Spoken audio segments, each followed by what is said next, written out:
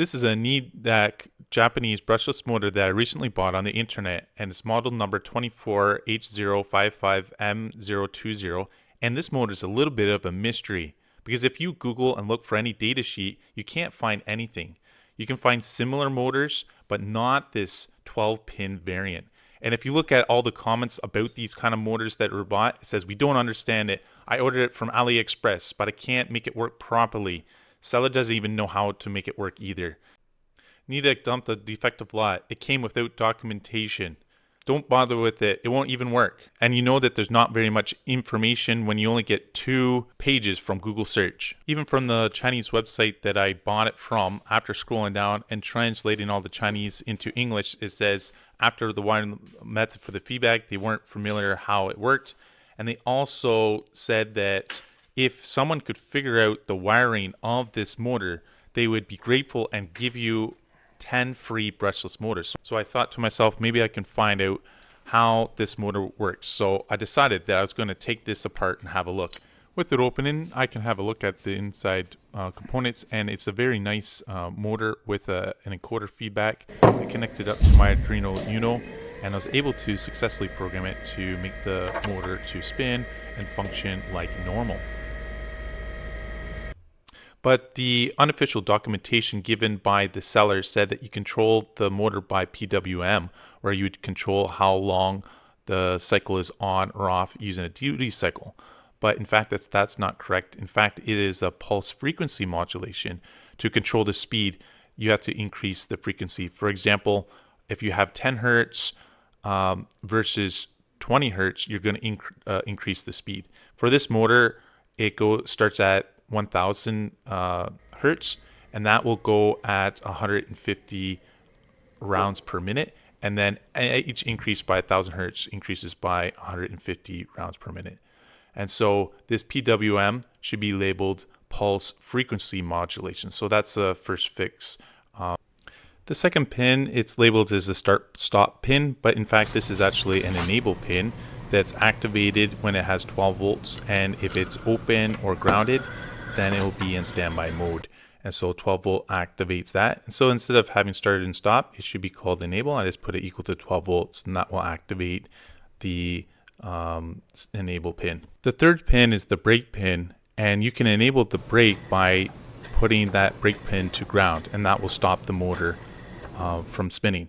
And if you Google how a brushless motor, DC motor works, basically you have these 3 MOSFETs that trigger 3 coils that enable it to spin, and it does the reverse polarity. You can see the 3 MOSFETs on the circuit board right here. And so with that ground, it will stop the motor because it's going to be basically stopping those transistors from firing. So we can check off the brake pin that everything's working okay. The fourth pin is the direction pin of what direction the motor is spinning.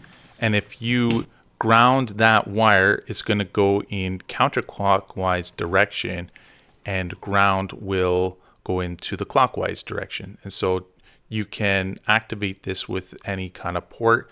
It works with 3.3 volts up to 12 volts to activate the counterclockwise, and then this ground will go to clockwise.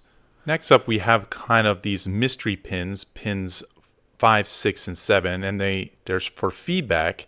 And we know from the manufacturer and also from testing that the last pin, pin 8, is connected to ground. And then we have these 3 wires that no one really knows what they do on this motor. Now, if we look at the internal circuit, we also have this encoder that's using an LED. And so those pins are actually connected to this encoder. And if you measure the voltage with the voltmeter, they all measure about 3.6 volts. And if you put them on the oscilloscope, they have lots of noise. But if we look at the circuitry, they actually have this chip, and we can actually figure out what these pins are doing. And you can see right here, I identified the chip, and I was able to find the PDF. So I couldn't find the PDF for the motor, but I found that this chip's PDF. So we can reverse engineer and kind of figure out what this is all doing.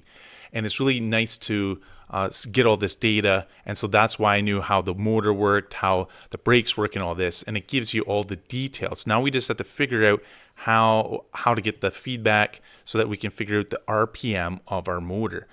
Right here, it gives you also the waveguide right here. We have actually 3 sensors, the Hall effect sensors that measure the motor, and that's for the timing, and it has the frequency generator width right here. And the circuit diagram right here, you want to note that we have this V reg voltage, and it goes into HU, HV, and HW. Isn't that interesting? 3. Those are actually connected to those 3 pins. And what that does, it has the feedback from the motor. But the problem with those is they are really noisy, and you can't really determine what they're doing. They're just moving up and down. And so it's not really a pulse width modulation up really high and low. And so you would have to take the average, but it does have some sort of cycle there. And what that chip does, it takes all these cycles, all these things, and it will make a frequency generator wave from pin 1. And you can see that right here on pin 1, it's called FG, and that stands for the frequency generation, and it's connected to the Hall U pin. So what I did is I traced out this pin to figure out where it goes, and it actually goes to these 2 little resistors right here, and those are all connected. So if we probe that with my wire, we can actually measure the waveform. And when I connected it there, this is the waveform it made. It made a kind of like a duty cycle right here. And on the Arduino, you can connect it to an interrupt and count the falling edge, and that will give you the RPM. So every time the wave goes down, we can count the FG. And then I made a function that would give a frequency every second. And so what I did is I made a quick table.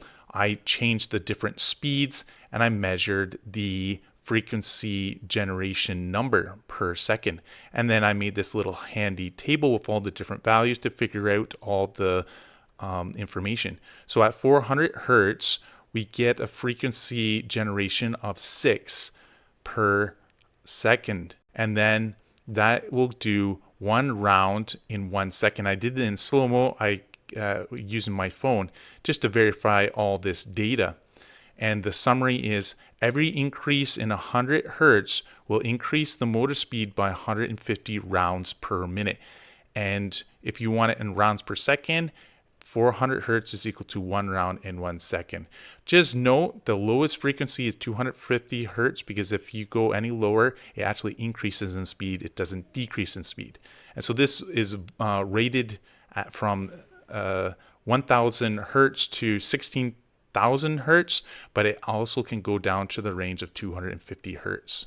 And looking from the manual, we can look that the FG pin is actually connected to the HU, and it just takes that signal and it amplifies it, and it calculates the frequency generation. And so if you were to use analog read, you can see that we kind of get always a constant value of 3.6, and it corresponds to this FG value. But instead of 1 cycle here, this goes through 2 cycles. So you'd have to take the frequency and trigger it after it crosses this line. And so that's what I did. I made a average of the Hall U sensor right here. You can average all the sensing values and then trigger every time it goes over and under and find out the frequency. It works okay for lower frequencies, but I found that if you increase the frequency, there's just so much little noise, and if you find the triggers every time it crosses, sometimes it does have some errors. So using the FG waveform is much better because it doesn't have the noise that this guy has, and it's more stable. But the issue is we do not have a FG here. And so what we can do is connect on this pin right here, and we can actually pull a wire to the FG pin right here and solder on a wire here. But this pin is so small, it's probably better to solder to these resistors. So what I'm going to be doing is soldering a wire from FG to the HU pin, and so that we can actually read those sensors. There's a little modification you can do to this motor so that we can get the full access of the encoder chip, because normally what happens is you connect those 3 wires to a more powerful analyzing logic gate amplifiers, but I don't want to spend the extra money for that, and so just using a quick mod of a wire will and that chip already does all the processing, will save us time. So I'm soldering the pin that is the 5th pin to the left, and after this mod, this will be my frequency generator pin, or FG pin. So I'm just soldering on a small little wire there, and then you can solder it to this resistor there. So I'll just cut the wire to the size and strip it. And you want to use really thin solder. I think I was using 0.5 millimeter solder. And then you can just put that wire, any kind of wire will do, and just solder it on there. And this will just tap into the FG signal. Just test it out to make sure that you have continuity. And so that's good. And test it that you're getting to pin 1 on that chip there. And that's our FG. So they are connected. By the way, I really love these really thin multimeter leads. And if you want a copy of them, I put the link in the description. So this is all good. And now we can just test it out. Here you can see it spinning. It's 1,000 hertz, and we're getting a frequency generation of 15 and 150 rounds per minute. And as I increase the speed, the frequency generator also increases as well, also the RPM. So everything now is working, and I can also track the RPM and frequency. So that's going to be really good, because now we have a closed loop and feedback system using this internal sensors. So this is a really nice motor, and hopefully you can use it and get that feedback sensors to work for you as well. And after analyzing the FG signal, it's really nice and clean, looking really good. So that's how to mod your motor and to get those feedback sensors working. I hope you enjoyed this video. If you like electronics, subscribe, and check out the code in the description and comment if you have any other questions. See you in the next one.